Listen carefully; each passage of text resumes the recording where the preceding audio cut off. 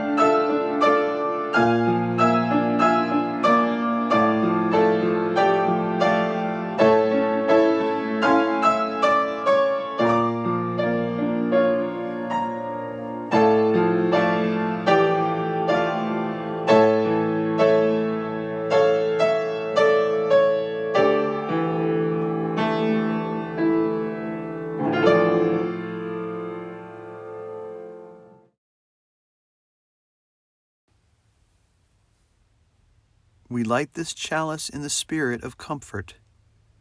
We light it with the intention to enhance the warmth between us. May its glow fuel our resolve to be present for one another, through strife and grief, yes, but also for joy and witness.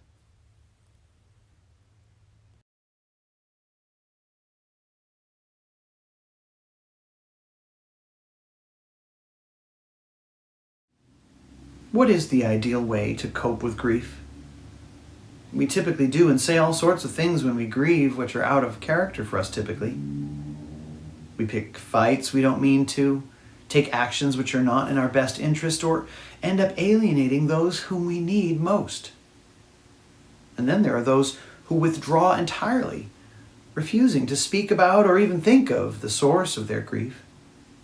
They shut down and function at a bare minimum, closing out others and ultimately only prolonging their suffering.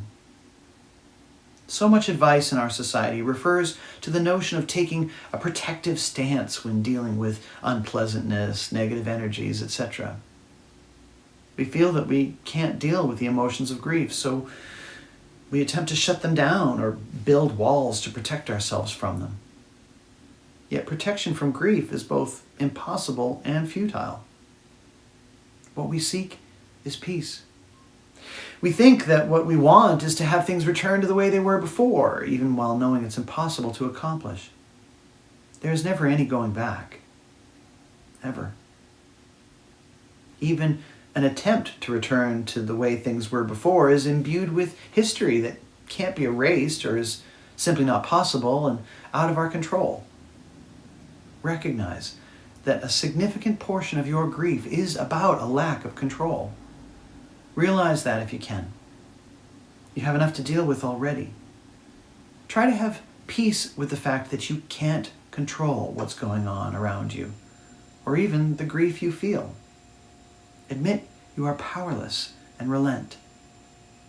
You see, grief is not a real thing unto its own. It's not a demon with an agenda. It's a word we use to describe the feelings associated with the necessary recalibration of our reality when a change occurs. Our brains adapt easily to new situations, but not quickly. and it can physically hurt while that recalibration occurs. There's no need to deny it. The pain is real. The best thing to do is to simply allow it to be. To sit with it and honor it. Honor the grief and pain. Don't welcome it or expand upon it so much as simply recognize it exists and that it serves a function in your life. Ask your grief to be a blessing to you. Ask it to set you upon a new path of joy and fulfillment. Give the change and shift within you time and space to do its best work. Don't resist it. Welcome it. That is not to say that you wished to make this change at this time. It's not an honoring of the loss. It's a respect for the fertile ground upon which you now stand. Give thanks for the garden which comes from that manure. Allow looking back to become an act of looking forward. This is an exercise of a life practice to have faith that things are not always as they appear. This is an exercise of remembering that you are loved and good can come from all sadness if we're on the lookout for it. Good will eventually come from your grief if you acknowledge that good is eventually possible. Spend your energy while grieving on the giving of thanks for what the past has brought you and for what the future may yet hold.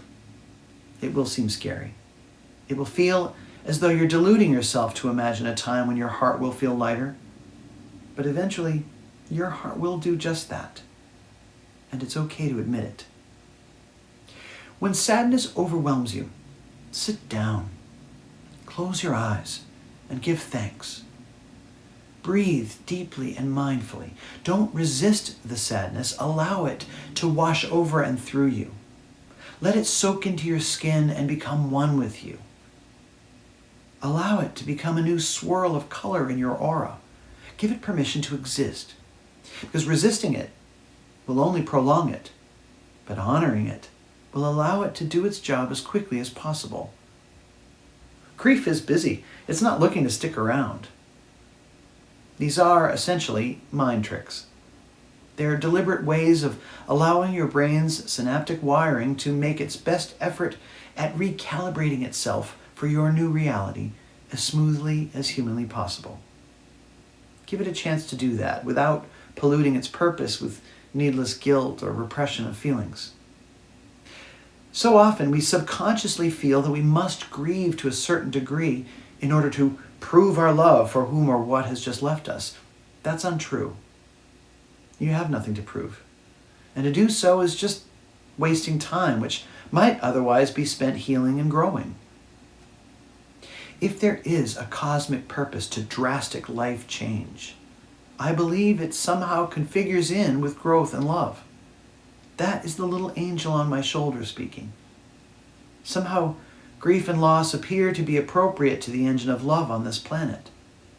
We accomplish so much in the name of things and people past. Our history propels us forward always, but only in direct proportion to our allowing of it. Give in to your grief and thank it for its presence. Be allowing. Recognize that this too shall pass, and when the time is just right, bid it hail and farewell.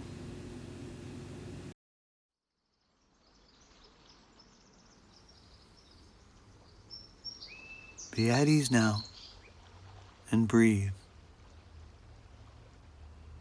Take a moment as you breathe easily and regularly to notice the breath as it enters and exits.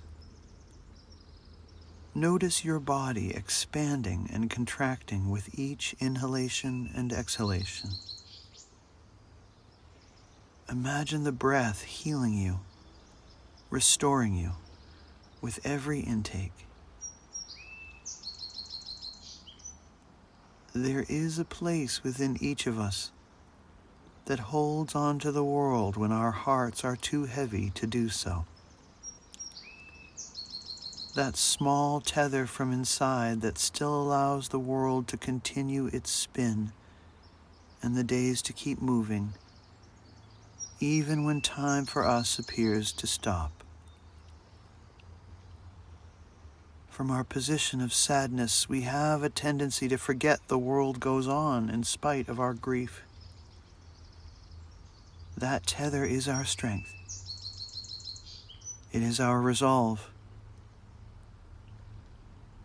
The part that connects us with the world is the part which remembers the world, so that we may focus upon ourselves. Give thanks for the tether. It will guide you back when the time is right to return to the real world. It copes with the real world on your behalf. Send love to it. Send light. For you may not need its strength today, nor possibly tomorrow. Or you may be in the middle of it right this minute. It doesn't matter. We all of us grieve at one point or another. Sometimes so much. Sometimes very little. But the tether of strength and resolve is there for us, waiting for when we need it.